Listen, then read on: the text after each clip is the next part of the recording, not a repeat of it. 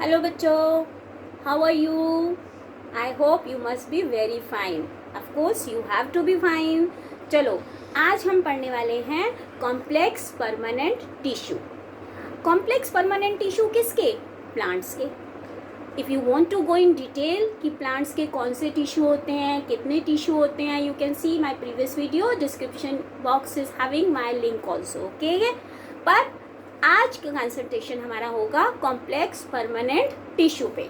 Complex permanent tissue, first of all name is very complex and permanent. Two words itself giving their description. They are complex because they are made up of many kind of cells. They are permanent because they are not in dividing stage. They have become what they have to be. मतलब उनमें differentiation हो चुका है, वो पूरी तरीके से develop हो चुके हैं. सिंपल से परमानेंट में यही डिफरेंस होता है जो आपको प्रीवियस वीडियो में मैंने बताया भी हुआ है.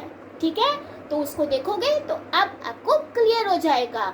अब देखो बच्चा, complex permanent tissue are of two types, xylem and phloem. ये नाम आपने छोटी क्लासेस में बहुत बारी सुने हैं. Xylem tissue, phloem tissue. Xylem बहुत इंपॉर्टेंट है, ये आपने कई बारी सुने हैं. ये सबसे एक लाइन तो आप हमेशा करते हो, xylem transport water, phloem transport food. ये तो हमेशा ही पढ़ते रहते हैं. पर आज जो हम करने वाले हैं एक्चुअली इनके स्ट्रक्चर पे कंसंट्रेट करने वाले हैं. First of all we are going to talk about xylem. Xylem is having 4 kind of sales. ध्यान से देखो, tracheids, TRACHEIDS, tracheids. The second one, vessels. Okay, xylem parenchyma and xylem fiber. The main characteristics which differ the xylem from phloem is most of them are dead cells. Most of them means these, this, except xylem parenchyma, all are dead cells. So this is the main difference. When we go for the difference now, then this becomes the first difference. Okay, so it is made up of 4 kind of cells and most of them are dead. This is written in your NCERT book also, in your most of the books also. ठीक है, अब xylem, tracheids, vessels, xylem parenchyma and xylem fiber. Now what about the functions? लेकिन function करने से पहले हम individually इनके structure, then we'll go for their, I'm rubbing it, we'll go for detail of each. Tracheids. First, tracheids. Tracheids having pointed end. Actually xylem ने क्या transport करना है? वाटर ट्रांसपोर्ट करना है ना. वाटर ट्रांसपोर्ट करना है तो उसको ट्यूब की फॉर्म में लेकर जाना है, सॉइल से ऊपर तक पानी लेके जाना है. तो ट्यूब का काम कौन से दो कर रहे हैं? ट्रैकीड्स और वेसल्स ट्यूब्स का काम कर रहे हैं.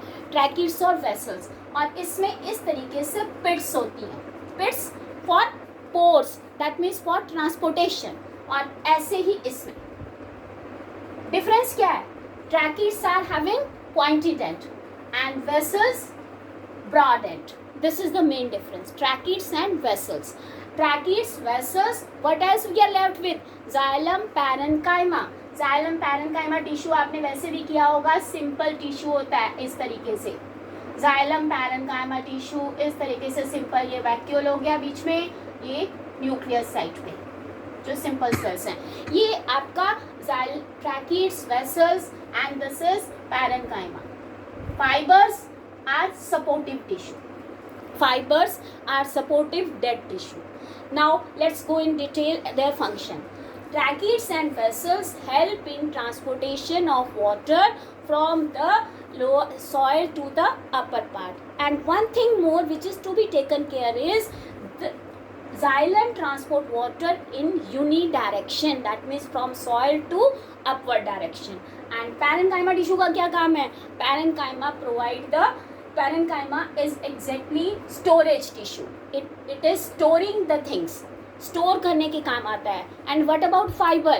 Fiber is supportive tissue. So these are the 4 kind of cells of xylem complex tissue and their function. ठीक है, अब अगला फ्लोएम. फ्लोएम क्या करता है, सबको मालूम होगा, ट्रांसपोर्ट ऑफ फूड। अब खाना तो बनता है लीव्स में, लीव्स ने सबको देना है। अब पानी तो सिर्फ सॉइल से ऊपर जाता है, लेकिन उसमें फ्लोएम ने तो सबको देना है, इधर भी उधर भी आगे भी पीछे भी। तो फ्लोएम इज बाई डायरेक्शनल, और you can say it has to supply food in all the direction. इसमें भी ट्रांसपोर्टेशन का सिस्टम तो होना चाहिए। कैसे होगा ट्रांसपोर्टेशन, कौन से पार्ट है इसके, सीव ट्यूब,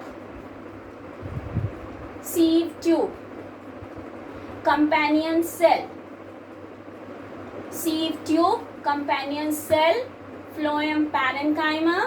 Note down कर लो बेटा, it will be helpful to you. Phloem parenchyma and phloem fiber.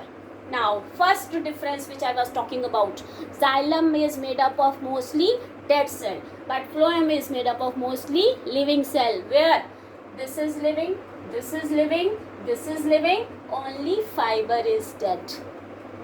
Here lies the first difference and the second. और जो पहले से पता है वो तो पता ही है कि वो पानी ट्रांसपोर्ट करता है और ये खाना ट्रांसपोर्ट करता है। ठीक है, अब हम करते हैं एक एक डिटेल में फंक्शन। पहला क्या है, sieve tube. Sieve tube as a name indicate, it's a big tube with पिट्स।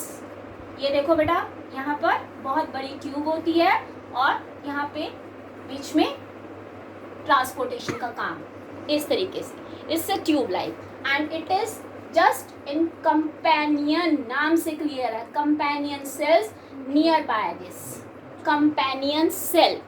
Okay, then sieve tube, companion cell, what is left with, phloem parenchyma. Phloem parenchyma are also just simply shown like this, phloem parenchyma.